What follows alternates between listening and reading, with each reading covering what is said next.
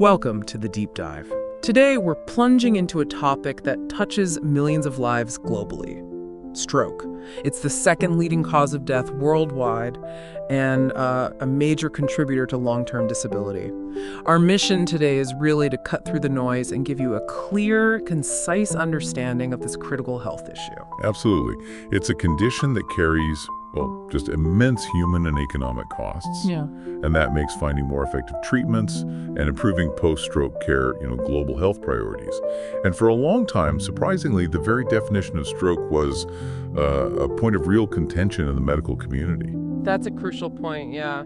And it's exactly where we'll start our deep dive today. We're going to unpack why stroke was recently reclassified, who it impacts most, and you might be surprised by some of the trends there. We'll look at the fascinating science of what happens in the brain, how cutting-edge research is actually done, and what the future holds for treatment. Get ready for some genuine aha moments because we're diving deep. So let's kick things off. What exactly is a stroke at its core? I mean, fundamentally, it's a sudden neurological event, right? Caused when blood vessels in the brain are either blocked or rupture. This cuts off oxygen, leading to brain cell death, and it can cause these profound long-term effects, from physical disabilities to depression and even dementia. And what's truly remarkable here is how our fundamental understanding, particularly in official classifications, has really evolved. You see, up until 2018, with the release of the International Classification of Disease 11, the ICD-11, stroke was classified simply as a disease of the blood vessels. It was sort of lumped in with cardiovascular diseases. And that approach, surprisingly, it kind of obscured its true nature and its specific impact on the brain. Right. So why does that reclassification matter so much? It seems like a small change on paper, maybe. Well, it was huge, actually. Because of prolonged, really relentless advocacy from clinicians, the ICD-11 finally recognized stroke for what it truly is, a primary neurological disorder. It got moved into the neurological chapter. Okay. And this wasn't just, shuffling paperwork. It led to much more accurate data collection, better statistical analysis, definitely improved acute healthcare protocols, and significantly more research funding specifically for stroke as a brain condition. Ah, okay. So it opened doors for research funding too. Exactly. This reclassification was a monumental step forward. It fundamentally shifted how we approach patient care and, crucially, research. That reclassification painted a clearer picture, then, of just how widespread this issue is. Now, let's try and grasp the sheer scale of stroke globally. The numbers are just staggering, aren't they? They really are. It affects roughly 13.7 million people every year and tragically kills around 5.5 million annually. Wow. That makes it the second leading cause of death worldwide and a massive contributor to disability. And most strokes, about 87%, are what we call ischemic strokes. That means they're caused by a blockage. Okay, a blockage. The rest are hemorrhagic, which means bleeding in the brain. Got it. So, zooming out a bit, it's clear stroke isn't hitting everyone equally, and that raises an important question. Who exactly is most at risk, and, why? Yeah, that's key. While the incidence generally doubles after age 55, there's an alarming trend we really need to talk about. Strokes in people aged 20 to 54, quite young, relatively speaking, actually increased from about, 13% to nearly 19% of all cases globally between 1990 and 2016. 19% in the 2054 group, that is alarming. It's a significant shift. When we look at gender, stroke incidence is slightly higher at younger ages in women, and then it increases with older age in men. Interesting. Why the difference in women at younger ages? Well, for women, specific factors can play a role.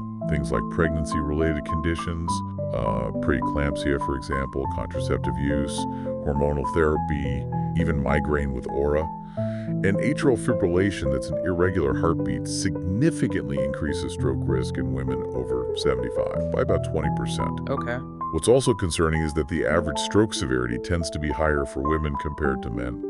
And a more severe type, cardioembolic stroke, where a clot travels from the heart, is also more common in women, leading to higher fatality rates. Why is that? Well, part of it might be because women tend to live longer, but also, and this is important, there's evidence they sometimes delay seeking help when symptoms appear. Right, recognizing symptoms and acting fast is crucial.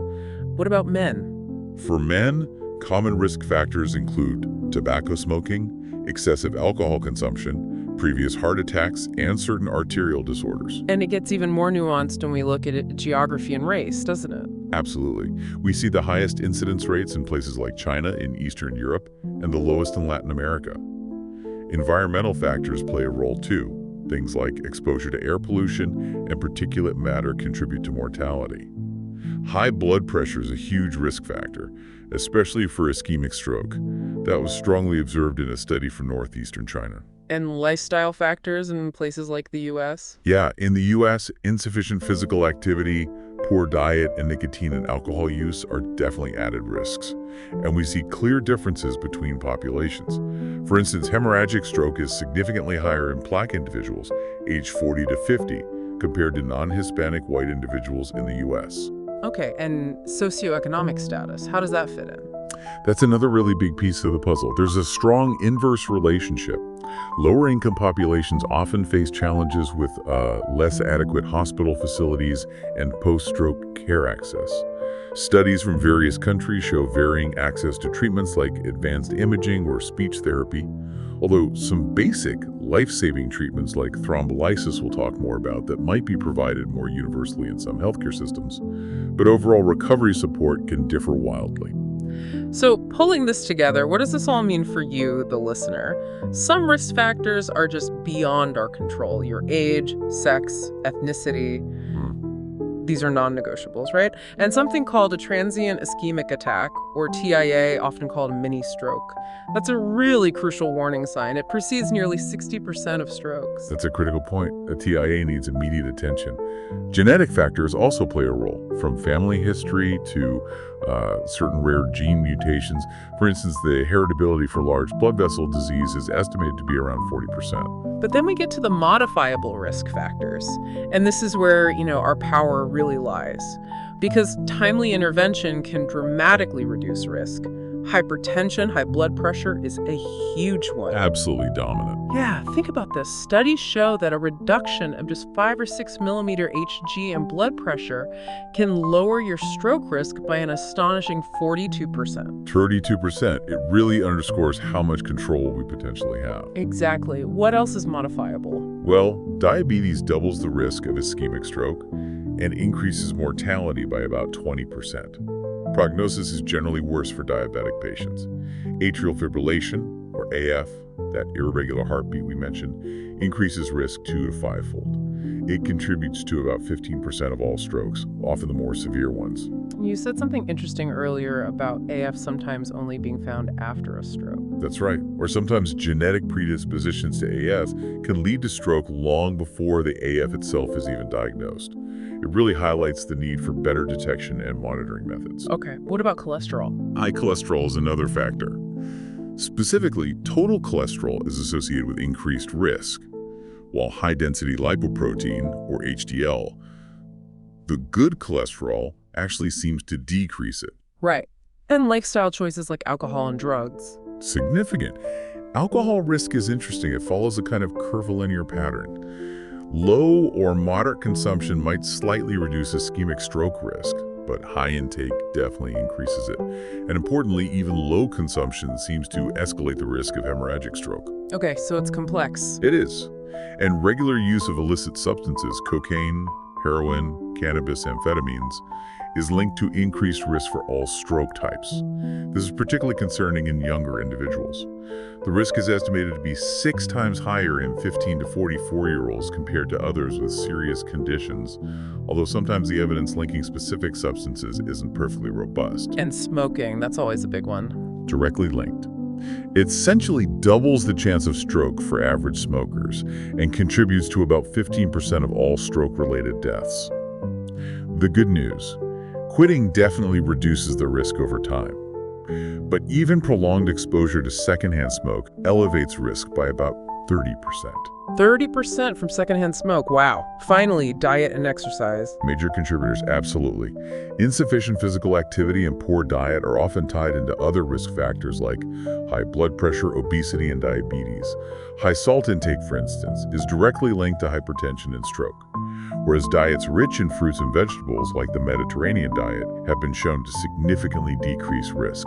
Okay, so we've talked about who's affected and the risk factors. Huge amount there. But to effectively treat stroke, we need to understand the precise neurological havoc it wreaks. The real question is, what's actually happening inside the brain when a stroke strikes? Right. The brain relies on a constant supply of blood delivered through a complex network of vessels. We often talk about the circle of Willis at the base of the brain. When that supply gets disrupted, the damage begins almost immediately. In an ischemic stroke, which remember makes up about 85% of cases, the blood and oxygen supply is cut off or severely reduced. And that happens in a couple of ways. Exactly. Either a blood clot forms right there in a narrowed vessel within the brain that's a thrombotic stroke, often due to atherosclerosis or plaque buildup, or a clot travels from elsewhere in the body, maybe the heart or a large artery, and gets lodged in a brain vessel. That's an embolic stroke. Both essentially block the pipeline, leading to severe stress and, unfortunately, rapid brain cell death or necrosis. And it's not just the immediate lack of oxygen, is it? There's more going on. Oh, definitely. That initial starvation triggers this really dangerous cascade of events. We see inflammation kick in, cells suffer energy failure, the brain's internal balance homeostasis is lost, things get more acidic, there's a surge of calcium inside the cells, which becomes toxic. Calcium. Yeah, it triggers damaging enzymes. Plus, harmful molecules called free radicals are unleashed, and the brain's protective barrier, the blood-brain barrier, can become leaky and compromised. It's like a destructive domino effect spreading from the initial blockage. A cascade. That makes sense. And then there's the other type, hemorrhagic stroke. Right, accounting for 10 to 15% of cases, and it often carries a higher mortality rate. Here, the problem isn't a blockage, but a rupture. A blood vessel breaks open, causing bleeding into or around the brain tissue. What causes that rupture? It can be an intracerebral hemorrhage, or ICH, where blood accumulates within the brain tissue itself. This is often due to chronic high blood pressure weakening vessels, or sometimes issues with blood thinners. Or it can be a subarachnoid hemorrhage, where blood pools in the space surrounding the brain. This is typically caused by a head injury, or more commonly, a ruptured brain aneurysm. So bleeding inside or around the brain, either way, it sounds incredibly damaging. It is. It's a truly complex and multifaceted injury, which, as you can imagine, makes developing effective treatments incredibly challenging. Right. Given that complexity and the unpredictable nature of human stroke, what's remarkable here is how much we actually rely on animal models to really understand the damage and, importantly, to test potential therapies. Why do we need them?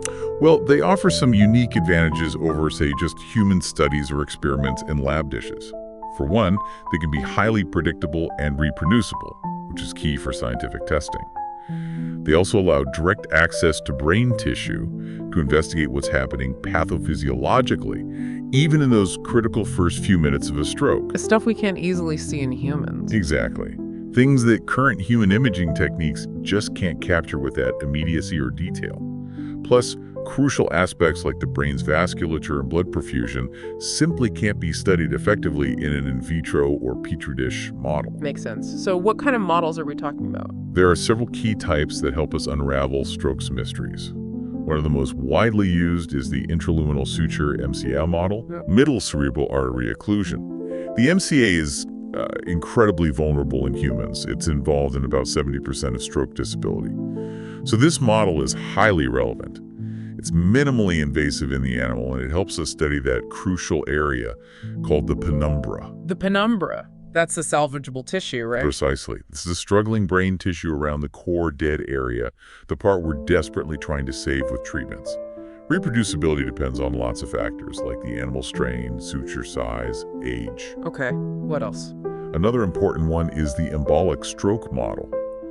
This tries to mimic human stroke even more closely by actually introducing tiny particles or even preformed clots into the brain's blood vessels.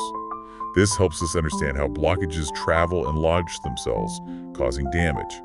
There are others too, like models involving surgery to directly view the blockage, or using light-sensitive dyes, or even specific chemicals to constrict vessels. So a whole toolkit of models. Yes, each with its own strengths and weaknesses, designed to mimic different aspects of human stroke. And it's not just about the initial damage, is it? These models help with recovery research too. Absolutely crucial for that. Animal models are essential for understanding recovery processes and for testing new interventions, especially for rehabilitation. Researchers use them to test all sorts of rehabilitative devices and training strategies. Like what? Oh, things like robotic devices to help move limbs, specialized treadmills, task-oriented training. Basically trying to see what helps improve function after a stroke in the animal, hoping it translates to humans. They even test different housing environments providing more social interaction or motor and sensory stimuli because we know an enriched environment can potentially aid recovery. That's fascinating. And you mentioned biomaterials. Yes, that's a really cutting-edge area. Using precise stereotaxic techniques guided by brain atlases, scientists can introduce novel biomaterials or even specific types of cells directly into targeted brain regions in these models. The hope is these interventions might reduce the size of the damaged area, maybe bridge the lesion with new neural tissue, and ultimately improve neurological function and behavior. It's incredible to think how studying these, often quite small animals, can unlock secrets to human brain recovery. It truly is a testament to scientific ingenuity, allowing us to test ideas that would be impossible or unethical to test directly in humans initially. Okay. So we've grasped the damage, the scale, the risks, and how we study it in the lab. Now for the really big question. What are the strategies for prevention and, crucially, treatment? This field has seen just enormous amounts of research, but like you said, a simple universal cure, while it remains elusive. That's right. The overall direction is definitely towards finding novel therapies that can really make a difference. So let's walk through some key approaches. You mentioned earlier there's often a pattern, promise in the lab, but then challenges in humans. Yes, that's a recurring theme, unfortunately. Early on, a lot of focus was on neuroprotective agents, drugs designed to directly shield brain cells from death during the stroke cascade. Scientists targeted things like excitotoxicity, that's overstimulation caused by chemicals like glutamate, or specific ion channels in brain cells, like sodium or calcium channels. Sounds logical. Protect the cells directly. It does. But the challenge was, many of these early agents, despite looking really promising in animal models, just didn't translate effectively into reducing neuronal death in human clinical trials. It really highlighted just how complex the brain's response to stroke injury is. So where did that lead research? Well, it pushed researchers to look beyond just blocking the initial trigger. Now, there's more focus on targeting molecular pathways downstream in that injury cascade we talked about. The hope is that by intervening a bit later in the process, maybe we can reduce some of the side effects seen with the earlier drugs. But were there any neuroprotective agents that showed promise? Yes, some types have been more encouraging. Certain calcium channel blockers, for instance, showed better effects in animal models. One specific compound, DPB99, actually proved efficient and safe in phase 1 and 2 human trials. It showed improved clinical symptoms when given within 12 hours of stroke onset.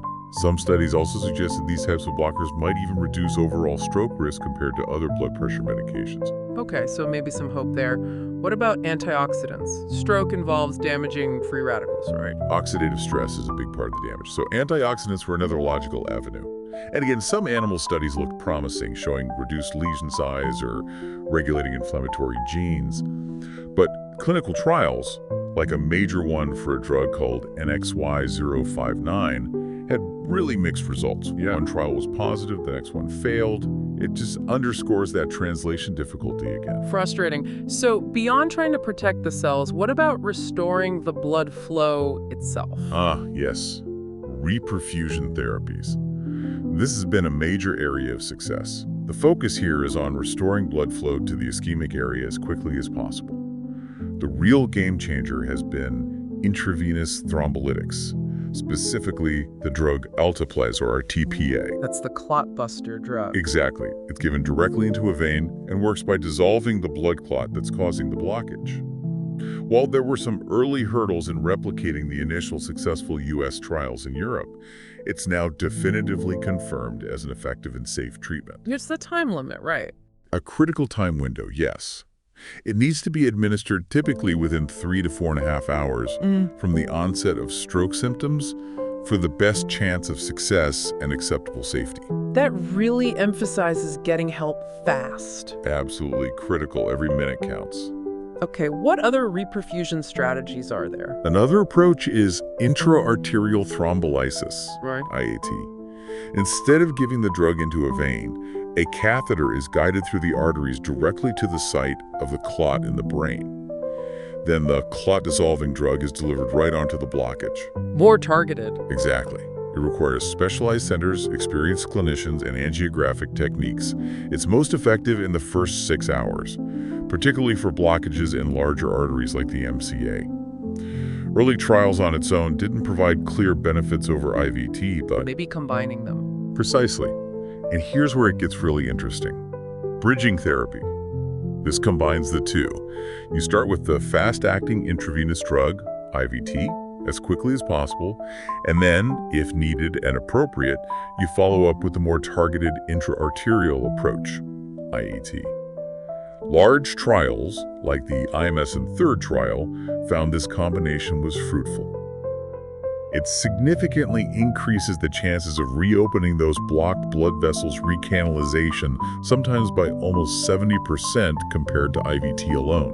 70% increase. That's huge. It represents a major advance in acute stroke treatment for eligible patients. Okay, so clot busting is key. Are there other management strategies in that acute phase? Definitely. Other key strategies are crucial. Blood pressure management, for example, is incredibly complex in acute stroke. Studies have shown contradictory outcomes. Sometimes treating high blood pressure seems beneficial, but other times lowering it too aggressively, especially early on, might actually worsen outcomes by reducing flow to that vulnerable penumbra. So it's a balancing act. A very careful, individualized balancing act.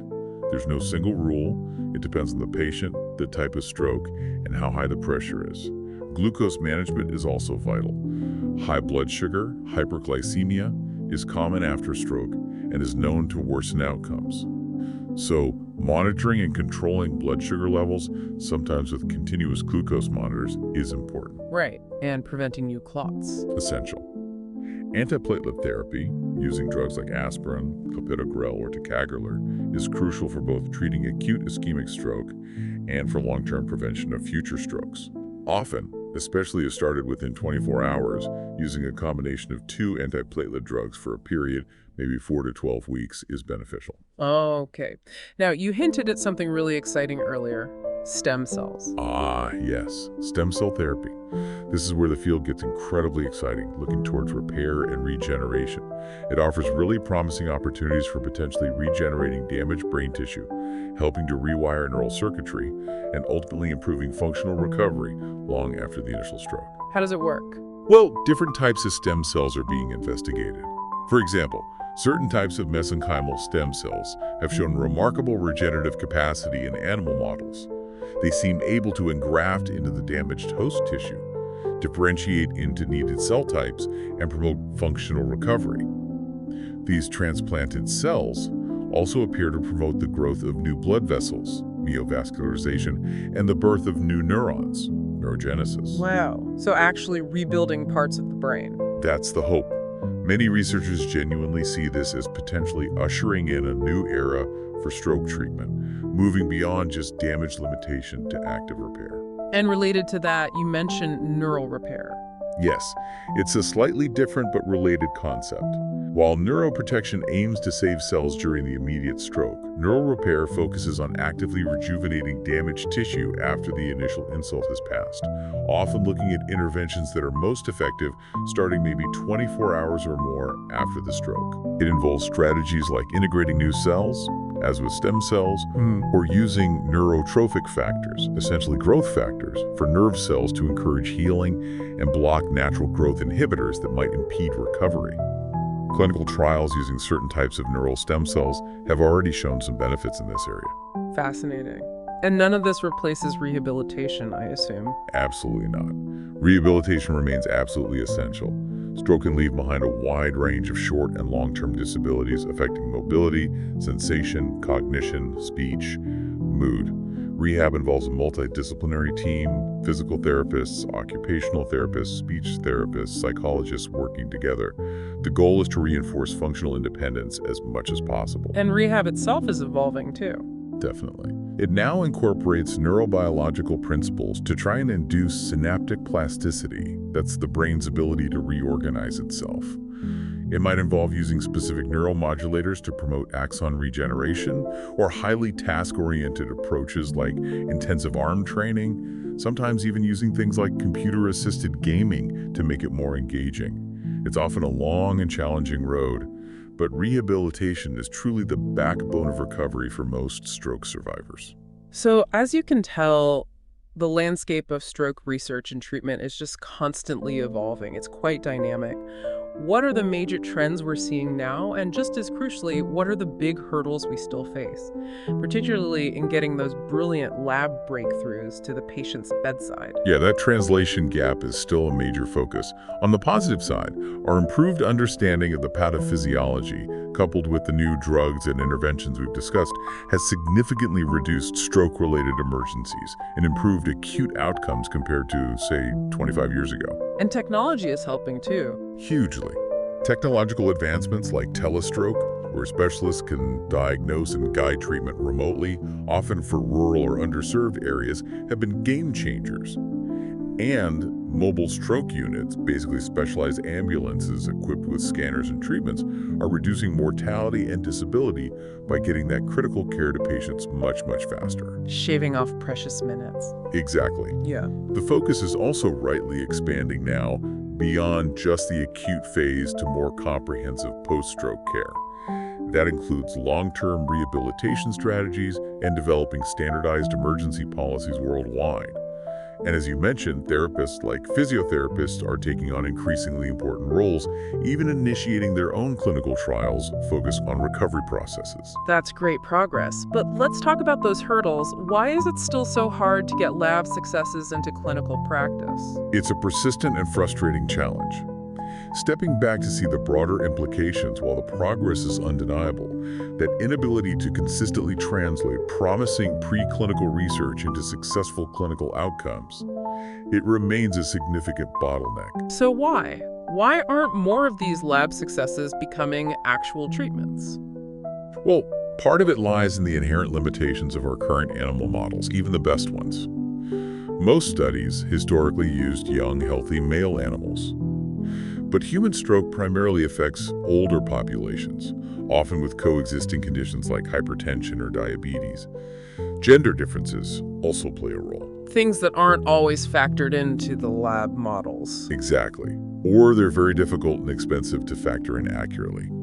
Modeling these confounders requires incredibly complex, time-consuming, and costly research, often needing collaboration across multiple labs to get meaningful results. Okay, what else blocks translation? There are several key issues, often called translational roadblocks. One is a lack of reproducibility in preclinical data. What works in one lab setting sometimes can't be replicated reliably elsewhere. That shakes confidence. Then there's the difficulty, as we said, in accurately modeling all the complexities, confounding diseases, age, gender, the different causes of stroke, the whole broad spectrum of human pathophysiology in relatively uniform animal populations. Choosing the right clinical endpoints is also tricky. What should we actually measure in trials to prove a treatment works? Sometimes what looks like a benefit in an animal model, maybe reducing lesion size, doesn't translate to a real functional or behavioral improvement in humans. Identifying hidden interactions between a patient's existing medical conditions and a new stroke treatment is another challenge. And the length of trials. That's another one. Often, experimental trials in animals are relatively short-term. This might lead to missing longer-term effects or side effects, potentially resulting in false negative outcomes when tested over longer periods in human clinical settings. And finally, just managing the sheer volume of data generated from modern clinical experiments is overwhelming. We lack efficient, standardized data management systems and public repositories to really pool and analyze findings effectively. So a lot of roadblocks. What are the solutions? What do future guidelines recommend to overcome these? The path forward really emphasizes collaboration and rigor. Collaborative research, especially through international multi-center platforms for clinical trials, is seen as absolutely crucial. This increases the number and diversity of patients, boosting the statistical power and the generalizability, the validity, efficacy, and safety of the research outcomes. Makes sense. More data, better conclusions. Exactly. Yeah. And strong partnerships between industry, the pharmaceutical and device companies, and academic researchers are also critical for improving that translational value. But it requires shared goals, effective project management, and real long-term commitment from both sides. What about new scientific directions? Looking ahead, advancements in fields like genomics and regenerative therapy hold incredible promise. Researchers are identifying specific genes like WIP1 or MB3 that might be targeted to help rebuild neural networks or repair damaged neurons. There's also ongoing interest in natural compounds, things like henochiol or gastrodin, which has shown safety in early trials as potential therapies. And standardization, you mentioned data management. Yes, standardization is key across the board. Methodologies like the Utstein methodology, borrowed from resuscitation research, and initiatives like the Global Resuscitation Alliance are driving efforts to standardize how stroke research is reported and how best practices for care are implemented. This covers everything from pre-hospital emergency response right through to rehabilitation protocols. Consistency helps us compare apples to apples. So what should future clinical trials look like? The key takeaway is that future trials need a broader focus, not just asking, does this drug work safely, but also putting major emphasis on thoroughly characterizing recovery and long-term clinical outcomes. They need to enroll patients early, use diverse populations across multiple centers, really dig deep into understanding the drug's mechanism of action, and meticulously record day-to-day progress.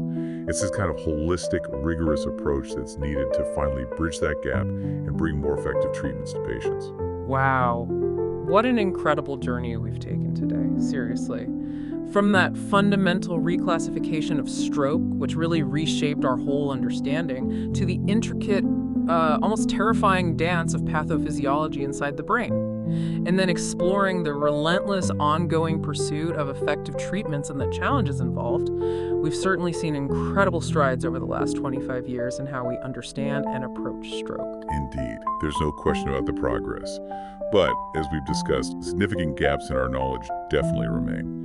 However, the ongoing research especially that push towards more representative animal models, more robust and relevant clinical trials, and stronger global collaborations, it truly reflects an unwavering commitment worldwide to overcoming this devastating condition. Absolutely.